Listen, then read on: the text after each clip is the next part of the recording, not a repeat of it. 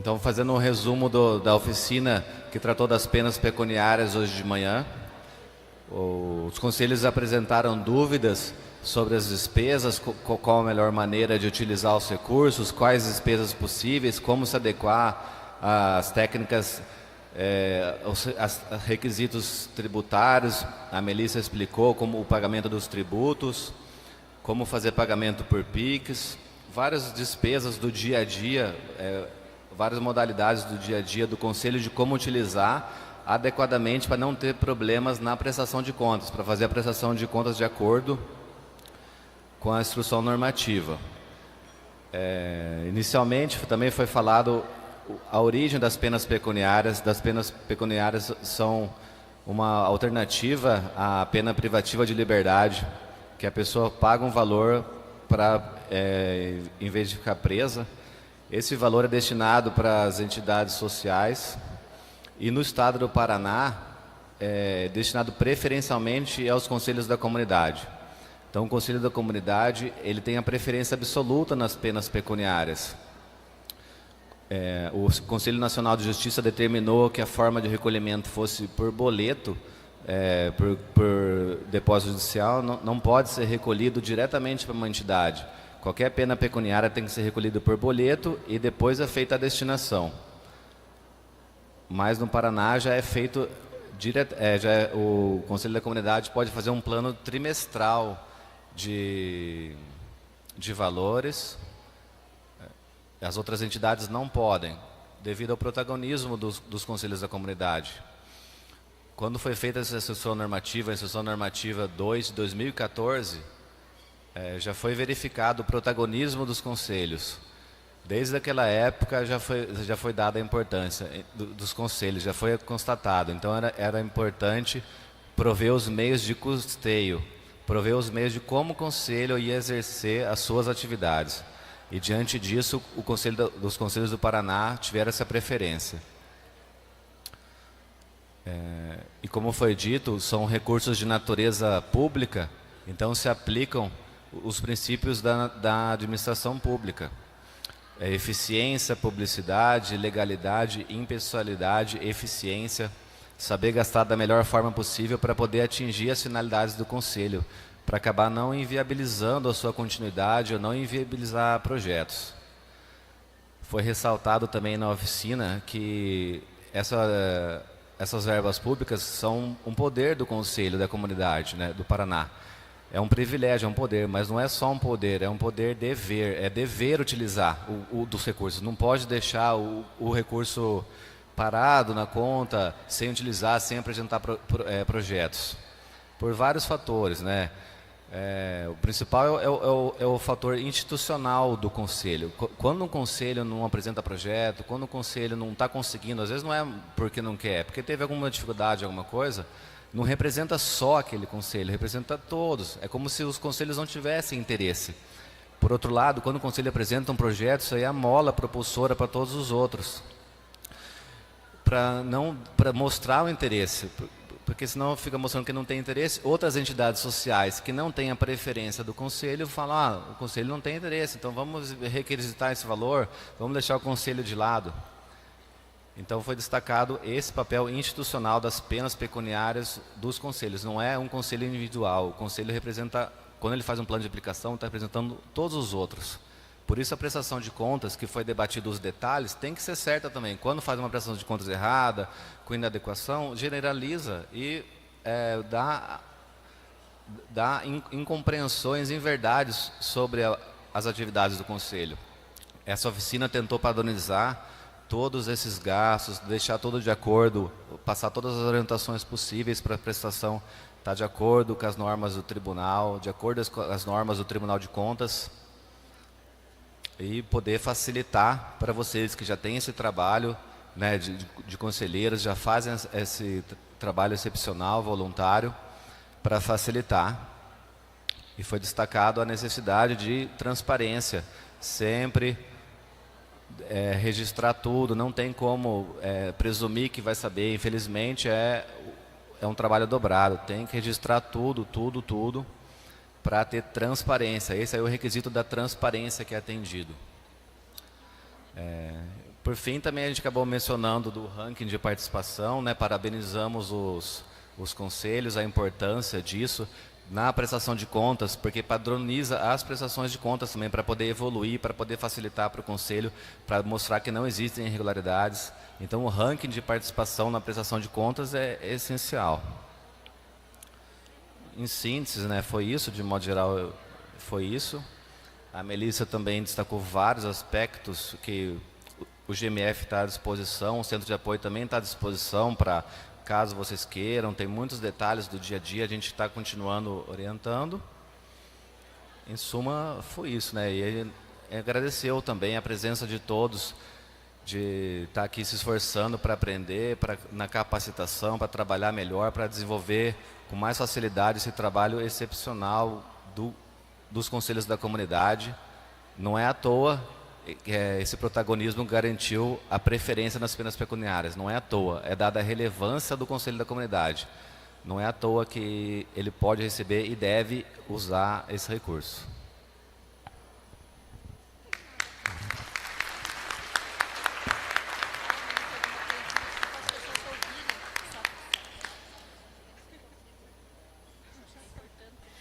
Bom, só para frisar novamente a questão dos projetos. Vocês não precisam aguardar edital de abertura para fazer um projeto. Vocês já têm lá no plano de aplicação o grupo 7, que é o grupo de programas e despesas de programas e ações. Então, o Conselho pode tomar essa iniciativa de realizar um projeto no momento que ele entender como o momento adequado para isso. Então, acho que essa é o principal para vocês investirem em projetos.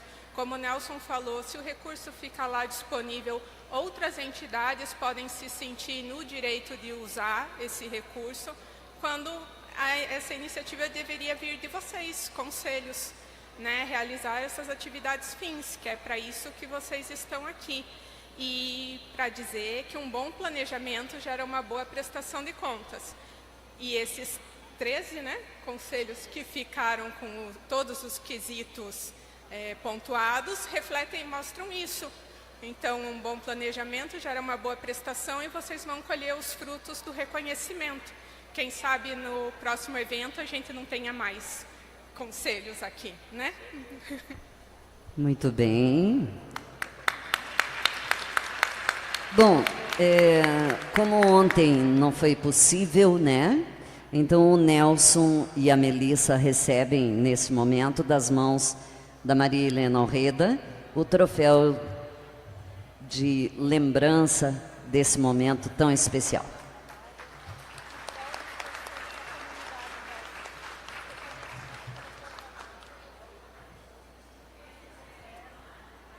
Obrigada. Bom, boa tarde, né? Novamente a todos e todas e todes.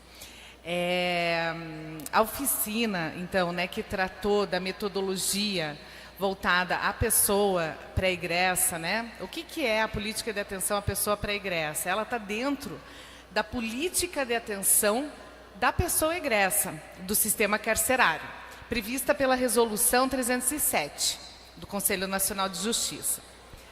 Se a gente pensar, né, dentro da política de atenção à pessoa egressa, e isso foi um, né, dos temas que a gente tratou, além das metodologias que podem ser trabalhadas dentro dessa política, se a gente tem o equipamento dessa política, quem que vai atender? Como que é o nome do equipamento que vai atender a pessoa egressa?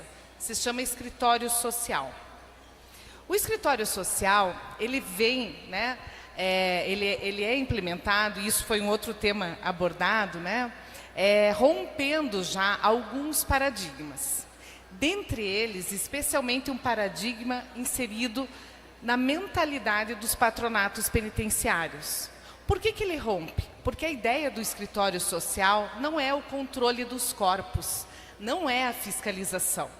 A ideia do escritório social é ser um equipamento que vai apoiar a pessoa que está saindo do sistema carcerário a refazer a sua vida, né, no sentido de se incluir na sociedade, a partir do seu projeto de vida.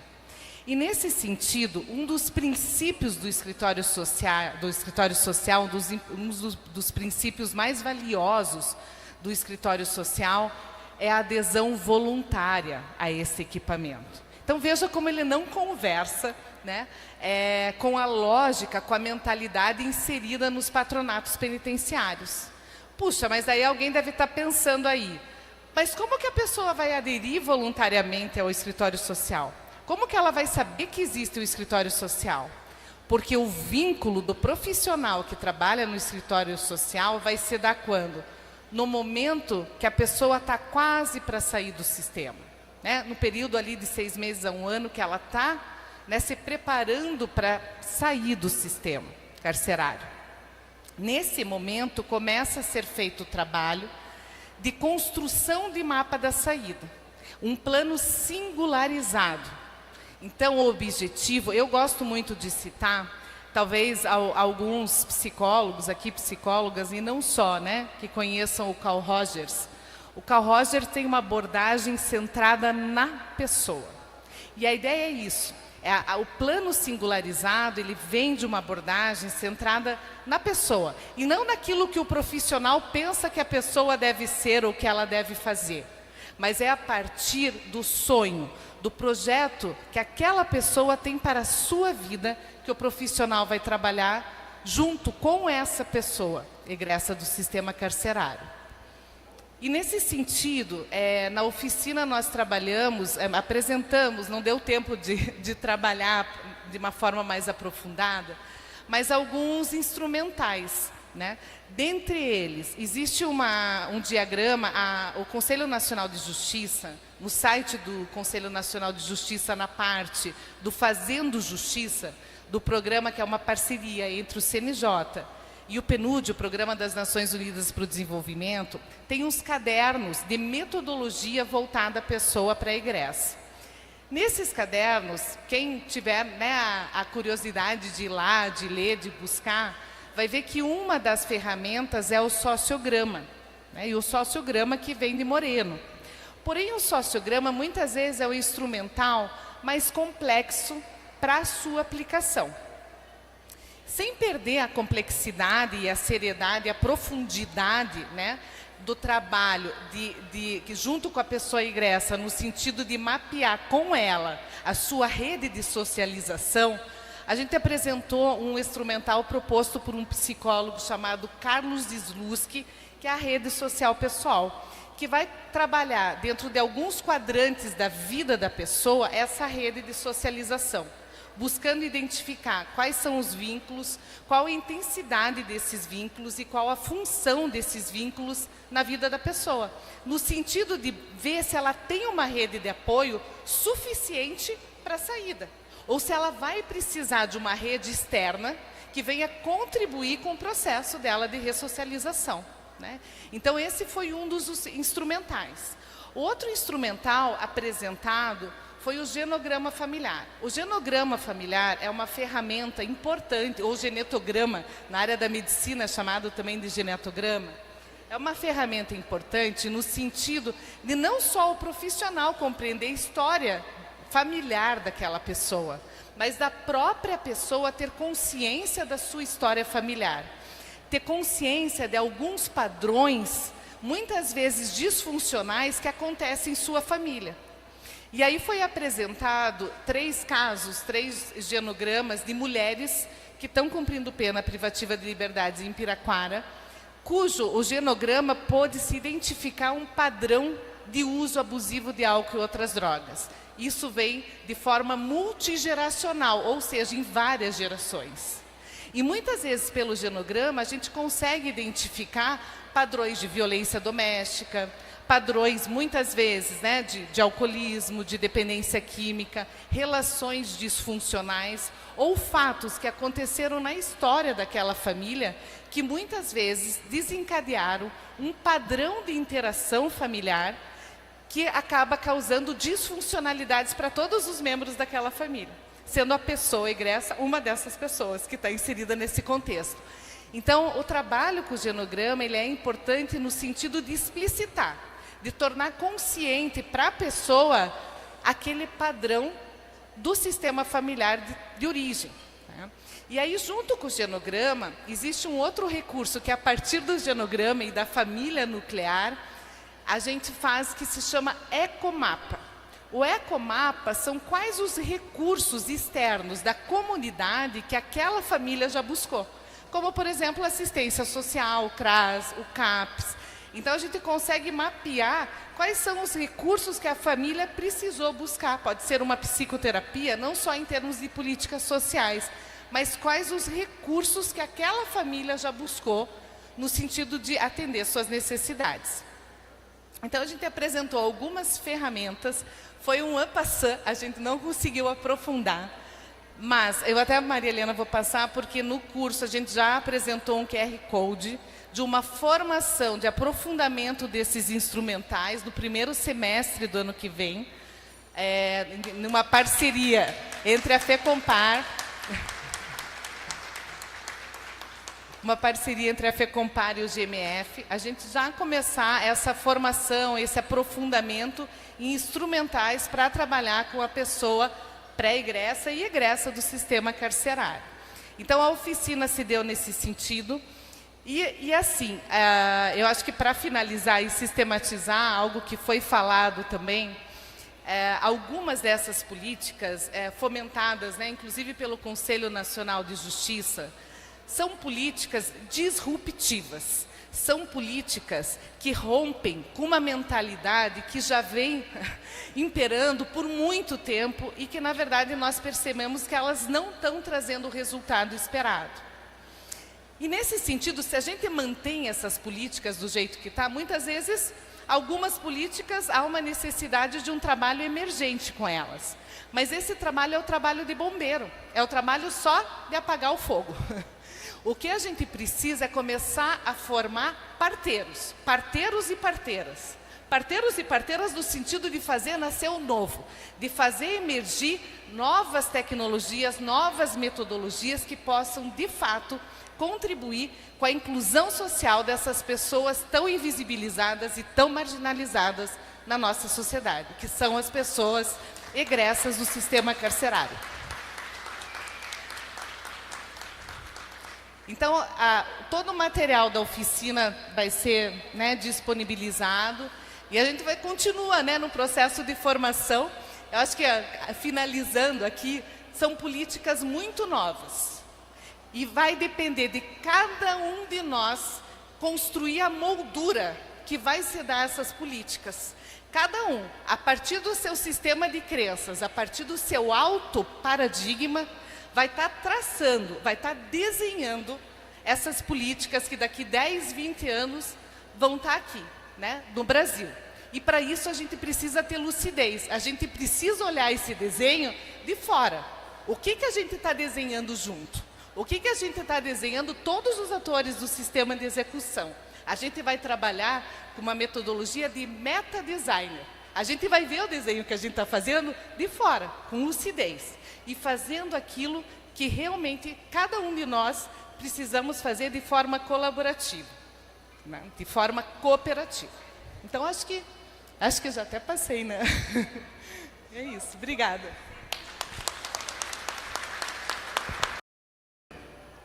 Obrigada. Então, boa tarde. Depois do almoço é um pouquinho mais difícil para prestar atenção, né? Mas prometo ser breve. A nossa oficina tratou, então, sobre trabalho com familiares de pessoas privadas de liberdade. E eu agradeço a FECompar, especialmente a Maria Helena, pela confiança para tratar desse tema tão importante. Eu sou assistente social na Defensoria Pública, atualmente estou como referência na área de execução penal, assessorando as equipes das defensorias que atuam nessas matérias. E não atuo diretamente com famílias. Então, eu até falei para ela que eu não me sentia tão apta para tratar desse tema, mas a Maria Helena, muito querida, né, me colocou, me empoderou para assumir essa missão, juntamente com uma outra missão tão importante quanto auxiliar a FECompar a montar um guia que vai ser disponibilizado para todos os conselhos, que é um guia de trabalho com familiares de pessoas privadas de liberdade.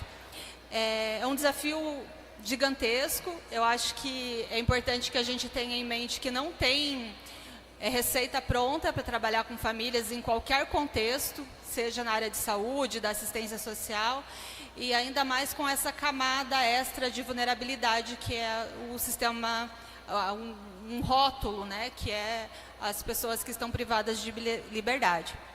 Então, assim, é um desafio muito grande, eu aceitei, mas eu falei para a Maria Helena que eu preciso, né, de contribuições. Então, em vez de trazer algo pronto para apresentar na oficina e, de repente, lançar esse guia hoje, que poderia já estar sendo disponibilizado algo pronto, então a gente fez uma proposta de construção coletiva na oficina de hoje.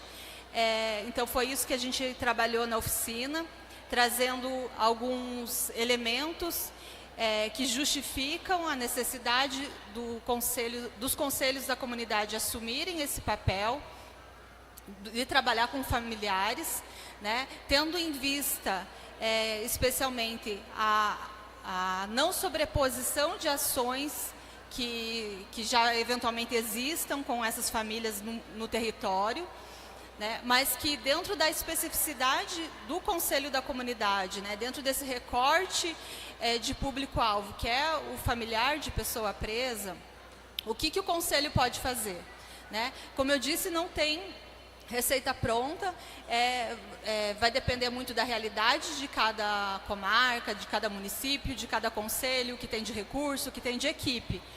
Mas a gente pode ter algumas diretrizes, baseado no que a gente tem de legislação, de orientações técnicas, de manuais, as resoluções do CNJ que nos embasam. Então, a gente fez um compilado na oficina, bem brevemente, mas a gente vai trazer tudo isso no caderno de orientações. Então, vai ser bem rico no sentido de que vai dar instrumental mesmo para justificar esse trabalho, e se porventura alguém questionar o conselho que está desenvolvendo trabalho com famílias, que esse conselho seja empoderado o suficiente para dizer sim, esse trabalho é meu, porque o Conselho da Comunidade tem sim o dever de trabalhar a prevenção de situações, a prevenção da criminalidade, a reinserção do sujeito, e é com base na família que isso pode acontecer com mais eficiência e eficácia. Então, a gente trouxe essa proposta construtiva, né, colaborativa.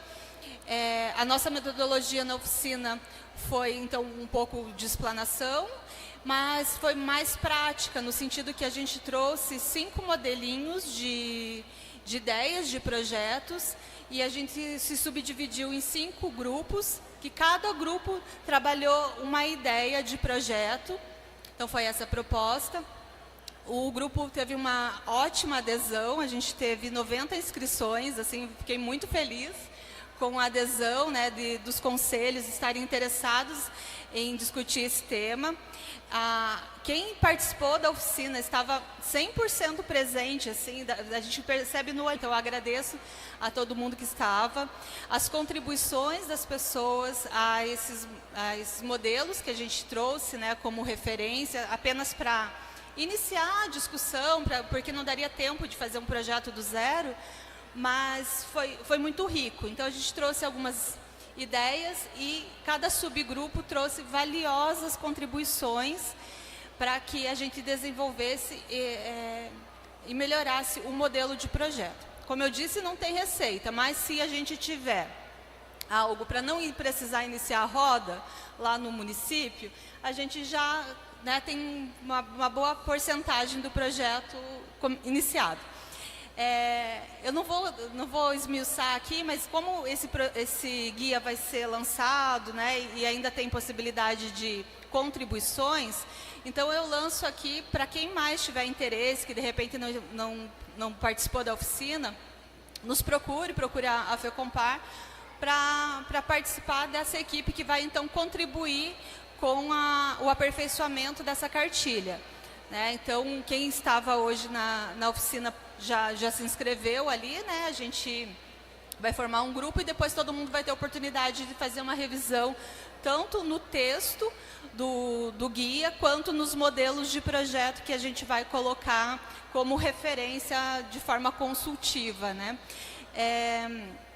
Aí eu tive uma encomenda da Maria Helena, que a gente não teve nas outras falas. Eu acho que é importante a gente ressaltar aqui de forma coletiva, também falei na oficina hoje de manhã, que é uma sugestão de estudo para todos os conselhos, né, e que é uma novidade, assim, é recente, que é a resolução do Conselho Nacional de Assistência Social, número 119, que agora é de agosto de 2023. Então, quem não teve a oportunidade ainda de estudar essa resolução, é interessante, ela é recente e é um posicionamento importante do Conselho Nacional de Assistência Social para com o Poder Judiciário e outros operadores do direito. É um estabelecimento de limite técnico com relação ao que pode e o que não pode ser requisitado para as equipes de assistência social. Eu acho que é importante que a gente tenha isso em mente, principalmente para quem já trabalhou em municípios de pequeno porte, de médio porte, de grande porte, que quem está na rede de assistência social, ele é requisitado de todas as formas possíveis. E isso acaba atrapalhando o trabalho que ele deve desenvolver lá na ponta. Então, a gente tem que saber o que a gente pode solicitar. No caso nosso da Defensoria Pública, a gente trabalha muito próximo da rede de atendimento e a gente precisa desse suporte deles. Mas, assim, a gente tem como parâmetros, né, solicitar apenas o necessário.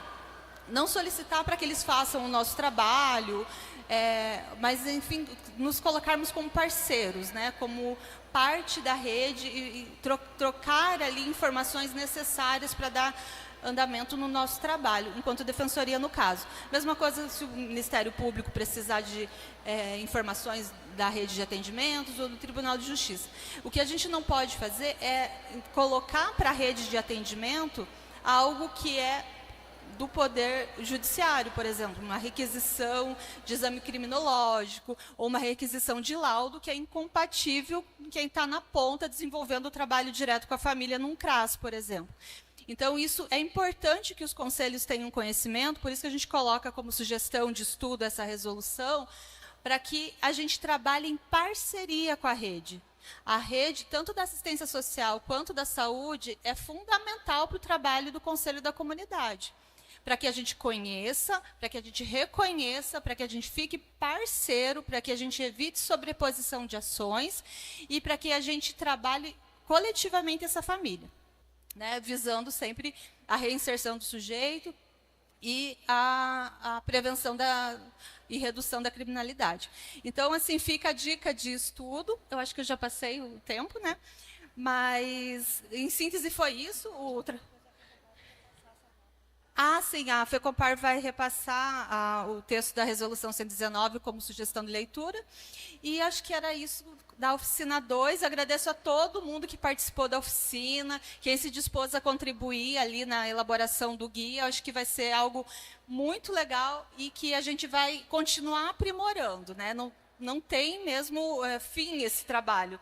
É algo que sempre vai ter novidade, vai ter ideia nova, demanda nova para a gente trabalhar. Por exemplo, algo que surgiu ali, que é a inclusão digital, numa perspectiva intergeracional. Adolescentes ajudando idosos, né, familiares de pessoas privadas de liberdade a interagir com redes sociais e coisas assim. Então, são novidades que, se a gente fosse pensar 10 anos atrás, não teria essa demanda. Hoje a gente tem, porque tem muita fake news, né, tem link aí para golpes, então os nossos idosos precisam estar fortalecidos. E, enfim, né, são coisas que a gente precisa estar sempre se atualizando. Era isso, obrigada pela atenção. Boa tarde a todas e a todos. Queremos começar agradecendo a confiança depositada pela FECOMPAR, na pessoa da presidente Maria Helena, de ter nos convidado para conduzir essa oficina 3, que é a questão da atenção ao egresso. Nós começamos agradecendo as pessoas que se inscreveram para essa oficina, foram quase 40 pessoas, porque o egresso não ocupa um lugar central na execução penal. Muito pelo contrário, né? Ele acaba, de alguma maneira, esquecido, né? Diante das misérias do cárcere, que são muito mais graves, muitas vezes o egresso não ocupa uma centralidade. E nós temos poucas propostas e poucas políticas públicas voltadas para o egresso. E hoje no Paraná a gente enfrenta uma realidade de que quem vem efetivamente atendendo ao egresso são os conselhos da comunidade. Essa estrutura capilarizada em todo o estado que tem feito o atendimento ao egresso. E a nossa intenção com a oficina foi a gente estar debatendo estratégias para conseguir ofertar para esse egresso um conjunto de ofertas em políticas públicas para que ele possa recomeçar. Então nós começamos com uma apresentação breve sobre a evolução do atendimento ao egresso na legislação, começando pela Lei de Execução Penal, que vai fazer 40 anos no ano que vem, sem ser cumprida, passando por algumas deliberações que não se tornaram realidade, discutindo o programa Começar de Novo do CNJ, que é de 2009, e até chegar na última Política Nacional de Atenção à Pessoa Idosa, que foi construída pelo CNJ em 2019, a partir de resolução específica. Acho que é 307/2019.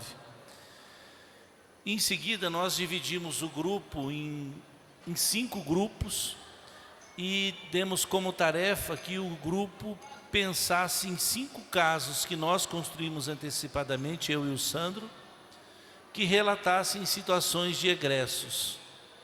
3 egressos do sexo masculino, uma egressa e uma pessoa trans. E os grupos debateram esses casos e nós apresentamos para o grupo os instrumentais que estão sendo elaborados pela FECOMPAR, em parceria com o GMF, com o Ministério Público, com o Poder Judiciário, que vai formar no futuro o Programa de Assistência ao Egresso do Paraná, que é uma forma de qualificar o trabalho dos conselhos que já atendem o egresso e que os conselhos que tiverem interesse vão poder aderir no futuro. Então nós apresentamos os instrumentais e um desses instrumentais é o plano de ação.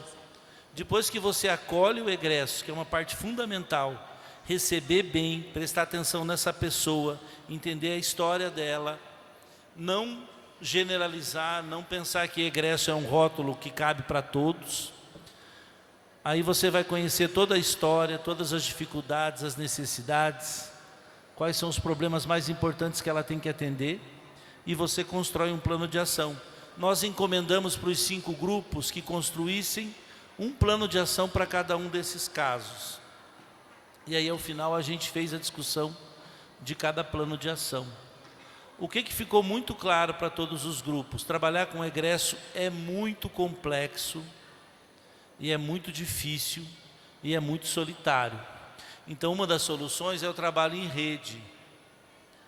Mas como o Sandro deixou bem claro, e eu também frisei, trabalhar em rede exige que a gente muitas vezes saia da caixinha, que a gente pense fora do convencional.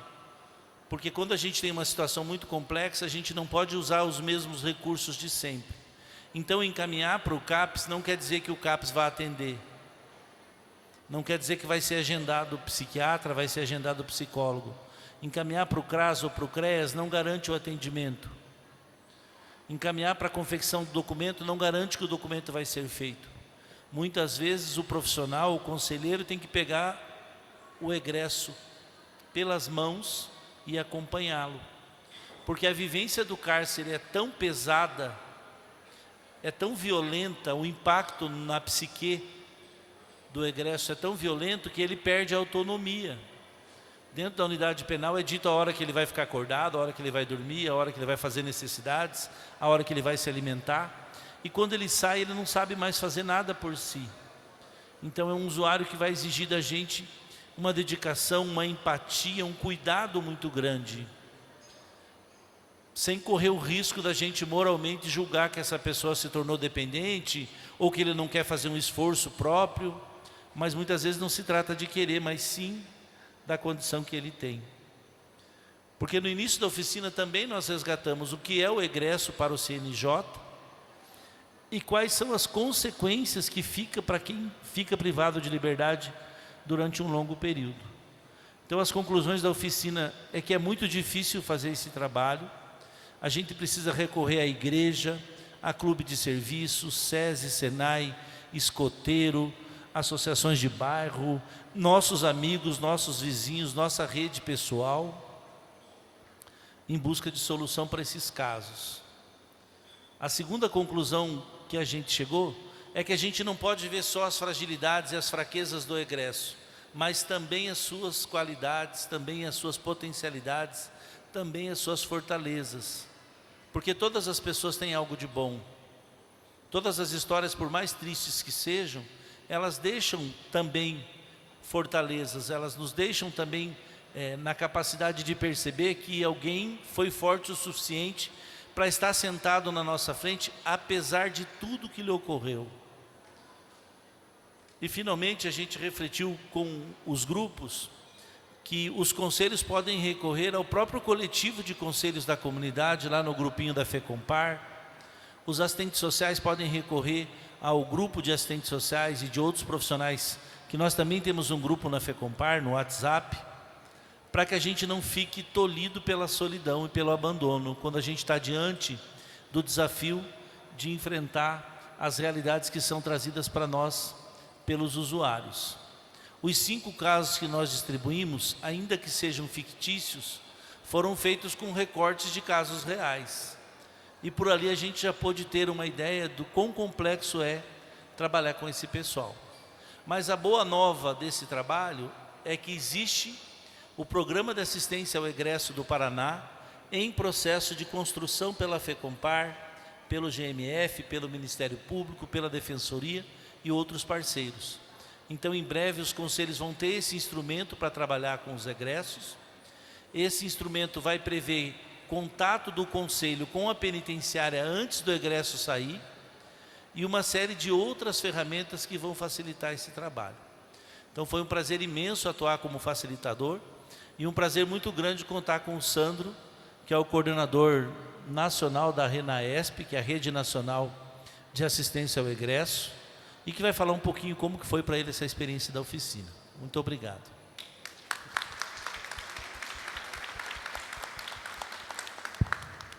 Boa tarde a todos.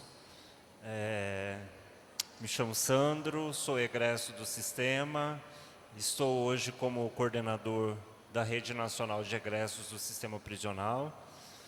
Sou formador dos escritórios sociais, do Conselho Nacional de Justiça, e também sou conselheiro de execução penal.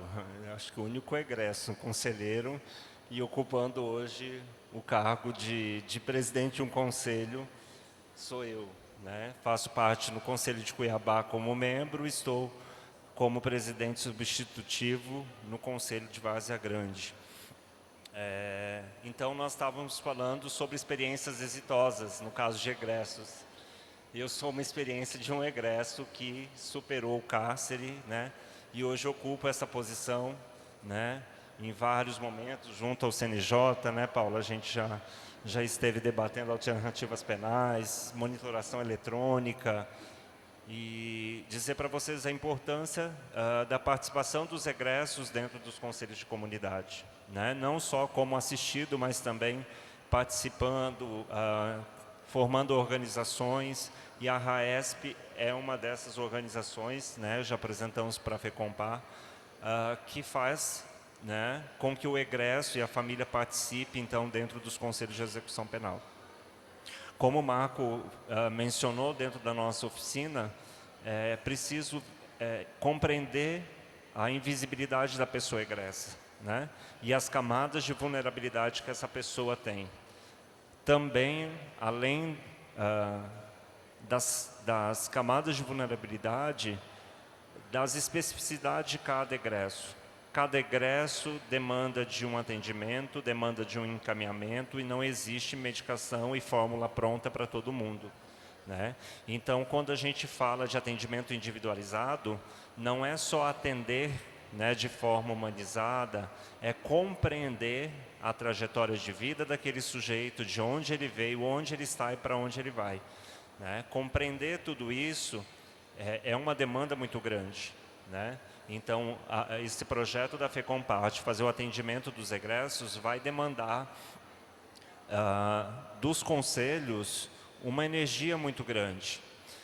E como nós falamos em nossa oficina, nós não podemos contar somente com a rede que está posta, somente com os serviços que estão postos, a rede de CRAS, CREAS, CAPES, né? É preciso que os conselhos se articulem em formato de rede e busquem outras instituições, não só governamentais, mas instituições privadas, instituições de ensino e até mesmo pessoas que possam contribuir. Porque quando falamos de atendimento ao egresso, na sua completude, somente o CRAS fornecendo a cesta básica não vai resolver o problema do egresso. Somente o sistema S fazendo a qualificação e a empregabilidade dessa pessoa não vai resolver o problema do egresso, né? Nós temos demanda na área de saúde, nós temos demanda na área social, nós temos demanda em todas as áreas, e aí a gente trouxe também para a nossa oficina o pensar fora da caixa, né? Porque todo mundo que participou da oficina, Maria Helena, fez encaminhamentos de rede pronta. Eu vou mandar para o CRAS para conseguir o aluguel, para conseguir a moradia, o albergue, eu vou mandar para tal serviço fazer a documentação, eu vou mandar para tal lugar. Tá, mas e aí, se a gente pensa que a pessoa egressa não tem família, com quem que ela vai se relacionar socialmente? Né? Qual a esfera de sociabilidade dessa pessoa? Né? Então, a religião, a igreja, ela pode ser um parceiro do conselho da comunidade dentro dessa política de rede. Porque essa igreja do bairro pode ser o local onde esse egresso, essa egressa, possa encontrar ali uma esfera de sociabilidade para que ele possa se restabelecer em sociedade. Quando a gente pensa, né, no serviço público do CAPES, muitas vezes não funciona, né, é precário, não consegue atendimento, não consegue medicação. Por que não pensar nas universidades como parceiras, né? As universidades que têm clínica de psicologia, né, de psiquiatria, que possam fazer o atendimento dessas pessoas. Então, esse trabalho em rede, ele é fundamental. E aí a gente fala não só de organizações, a gente fala também de pessoas. Né? Pode ter pessoas que são afetas à pauta de direitos humanos, pessoas afetas à pauta da defesa de direitos, né, dos movimentos sociais, que possam suprir uma demanda do egresso que o Estado não consegue, naquele momento, suprir. Né? Então, esse trabalho de conexão, de pontes, esse trabalho de rede, ele precisa ser fortalecido. Né? Quando um egresso sai de uma comarca e vai para outra, é necessário que haja uma ponte para que ele não se perca no caminho. Né? Assim, a ideia, né, de fazer o acolhimento integral, pensando na rede, não somente dos conselhos da comunidade, mas fortalecer a comunidade local. O seu Zé da farmácia pode ser um parceiro, porque ele auxilia fornecendo a medicação psicotrópica que um egresso, né, que possui um transtorno mental necessita, né, ele está contribuindo até mesmo para que esse egresso não reincida, para que a gente não tenha mais um caso de reincidência, um caso de criminalidade, um caso de segurança pública.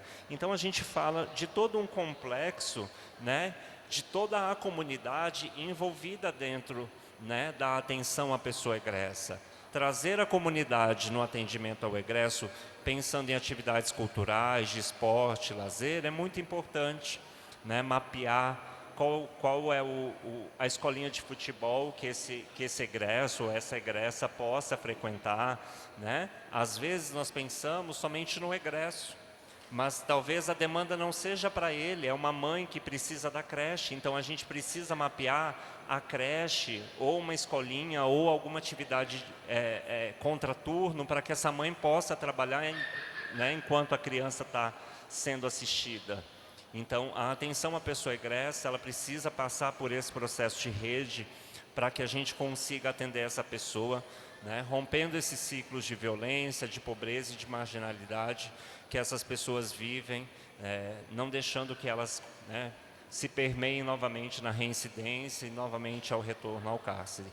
Então, essa foi a temática da nossa oficina, espero ter contribuído. Muito obrigado. Boa tarde a todas, todos, todes. Gostaria de agradecer a todos vocês que estão aqui, a vocês que escolheram participar da oficina de alternativas e agradecer a FECOMPAR na figura da Maria Helena, uma pessoa que conheci recentemente, cuja inteligência, gentileza e força de trabalho me impressionaram e continuam me impressionando, a dela e de toda a equipe. Obrigada, Kelly, também, que esteve comigo na oficina, me dando todo o suporte. E cumprimentar também os meus colegas de mesa. Dizer que ser a última é difícil, mas tem lá suas vantagens também, né? Eu sou a última filha de 4 irmãos. Isso me deu, por um lado, menos atenção da minha mãe, porque tinha mais 3 para olhar, mas também me deu mais liberdade de descobrir caminhos sozinha, porque não tinha a mãe ali o tempo inteiro na minha cabeça. Então, a vantagem que eu tiro de ser a última a falar é que, escutando as falas dos outros, né, eu posso pegar emprestado algumas reflexões. Bem, eu fiz uma apresentação, a minha apresentação tem mais de 100 slides. Eu adverti Maria Helena que não era para ficar muito preocupada, porque eu não ia ler os 109 slides.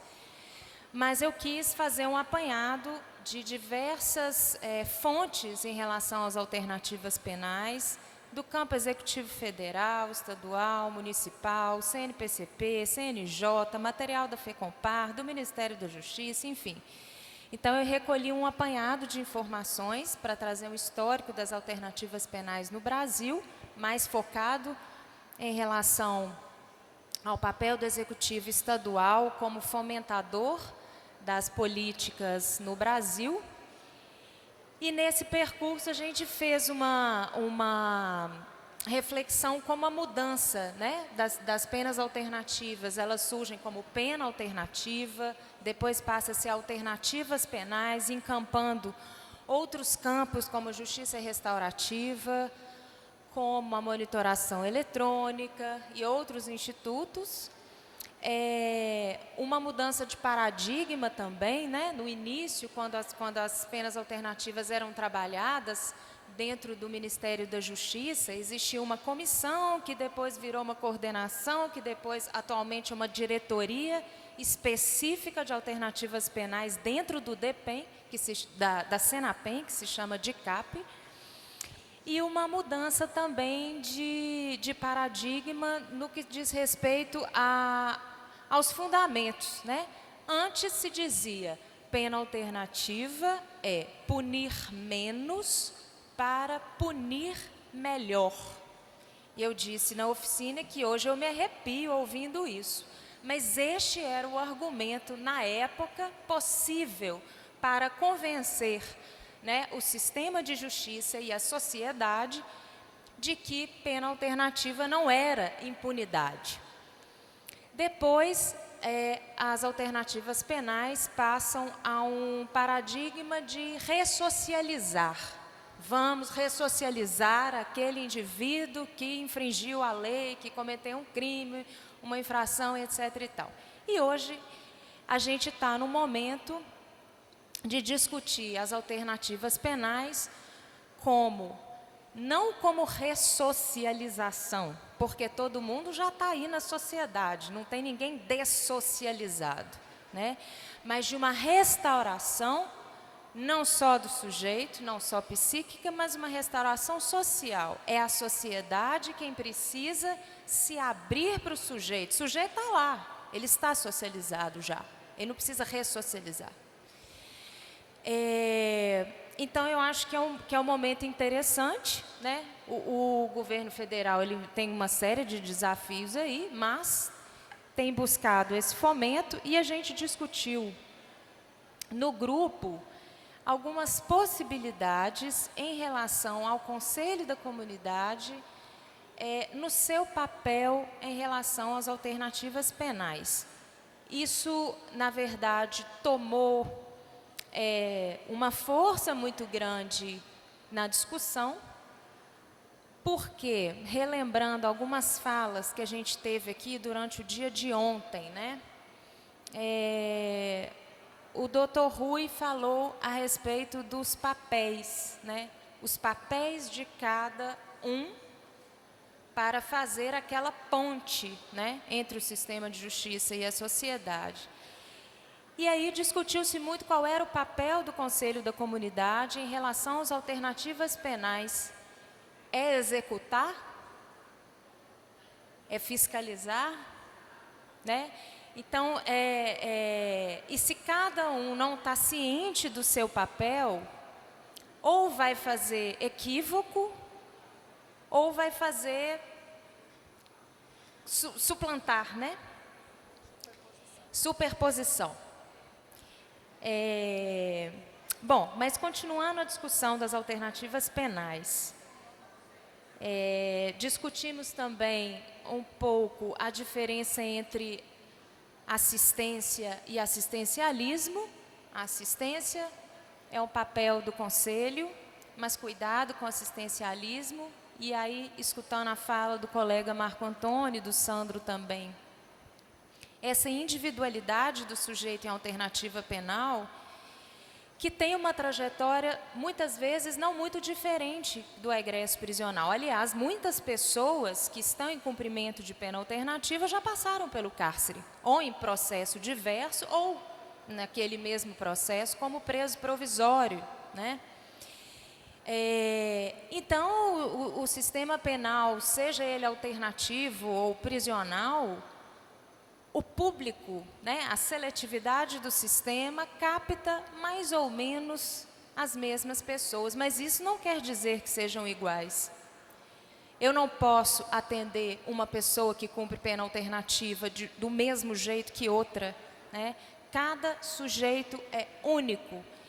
E um cuidado que devemos ter também de não escutar essas pessoas a partir de nós, mas a partir do que eles trazem. Então, um exemplo que trabalhamos foi, por exemplo, a questão do uso de drogas, que é muito comum que chegue um sujeito que abuse de álcool e outras drogas, ou que nem abuse, que apenas use. E aí nós já queremos interromper aquele uso, tratar, e aquilo vira o nosso foco e não vemos outras coisas tão importantes que estão por trás. Outra coisa muito comum que fazemos também é o seguinte: o sujeito está desempregado.